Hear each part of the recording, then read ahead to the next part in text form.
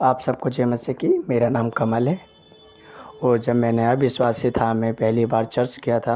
मुझे बहुत अच्छा लगा और मुझको प्रार्थना करना नहीं आता था और मुझको बहुत अजीब सा लगता था क्योंकि मैं प्रभु की आत्मा में बढ़ रहा था और मुझको प्रार्थना करना बिल्कुल भी नहीं आ रहा था। क्योंकि जब एक दूसरे को प्रार्थना का विषय दिया जाता था हमारे नाइट प्रार्थना में, तो मैं नाइट प्रार्थना में जाता था और मुझे बिल्कुल भी प्रार्थना नहीं करना आता था। दूसरों को देख के तो मैं अजीब सा लगता था, दूसरे लोग प्रार्थना करते थे तो मैं प्रभु से बोलता था कि प्रभु मुझको भी प्रार्थना करना सिखा।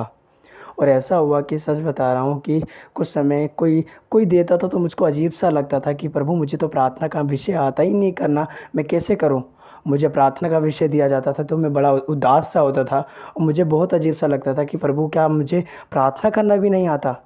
और सच में उस दिन गया मैं और रात को बहुत ही रोया और काफ़ी रोया प्रभु के सामने। और प्रभु से मैं बोल रहा था कि प्रभु प्रभु प्लीज़ मुझे प्रार्थना करना सिखा, क्योंकि तेरे लोग बोलते प्रार्थना करने के लिए और मुझको प्रार्थना करना नहीं आता। 2 शब्द बोलता था बस, उसके आगे मुझे शब्द ही नहीं निकलते थे। जब मैं प्रभु से उस दिन मैंने रोया, गिड़गिड़ाया, प्रभु से बोला कि प्रभु आज मैं कुछ भी हो जाए प्रभु तू मुझको प्रार्थना करना सिखा। क्योंकि मैं डे बाय डे जाता था, हर मंडे हमारे यहाँ पे प्रार्थना होती थी नाइट प्रार्थना में, और नाइट प्रार्थना में ज़्यादा मैं जाता था। और जब मैं प्रभु से बोला कि प्रभु अब किससे मैं नहीं जाऊँगा नाइट प्रार्थना में, क्योंकि मुझे प्रार्थना करना नहीं आता था। ये मेरे जीवन की सबसे बड़ी गवाही है। मैं आपको बता रहा हूँ कि ऐसा ही हुआ कि मैं प्रभु से बोला कि अब किससे जाऊँ ना प्रभु, मुझे प्रार्थना करना आ जाए और मैं प्रभु तेरा बच्चा, मैं उदास ना हूँ। लेकिन जब मैंने प्रभु से प्रार्थना करा और सच में उस दिन ऐसा हुआ कि अचानक ही प्रभु ने मुझे एक प्रार्थना का विषय मन में डाला और मैंने बोला कि पवित्र आत्मा जी मेरी मदद करो, प्रार्थना करने में मैं कैसे करूँ। जब मैंने परमेश्वर से प्रार्थना करी छोटी सी मन में, और जब मुझे प्रार्थना का विषय दिया गया, और सच में प्रभु का धन्यवाद करता हूँ कि उस दिन परमेश्वर ने मुझे प्रार्थना करना सिखाया, पहला अनुभव दिया कि मैं किस तरीके से प्रार्थना कर पाऊँ।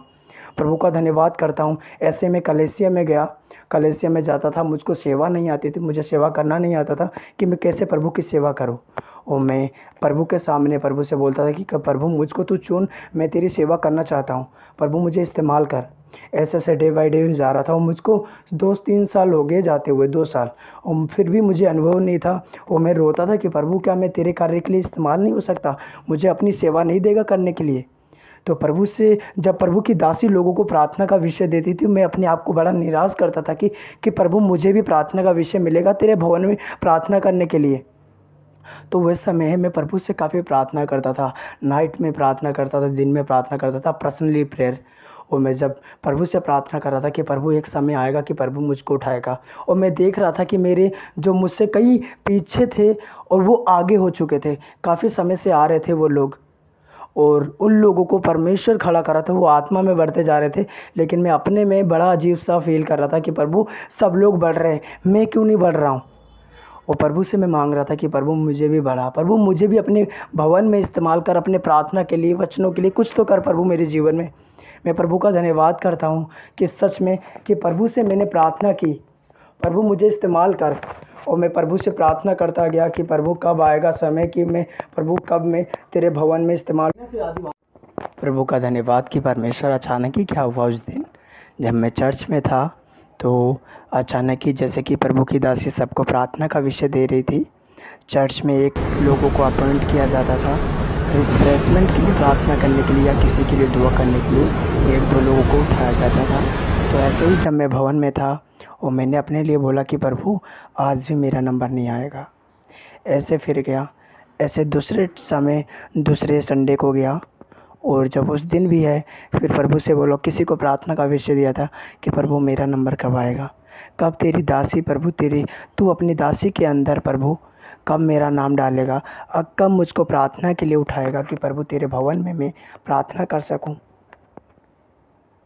प्रभु का धन्यवाद करता हूं कि बस ये किसी का नाम लेने जा रही थी, अचानक ही मैंने प्रभु से बोला कि प्रभु आज तो मेरा नाम ले ले, क्या आज भी नहीं आएगा।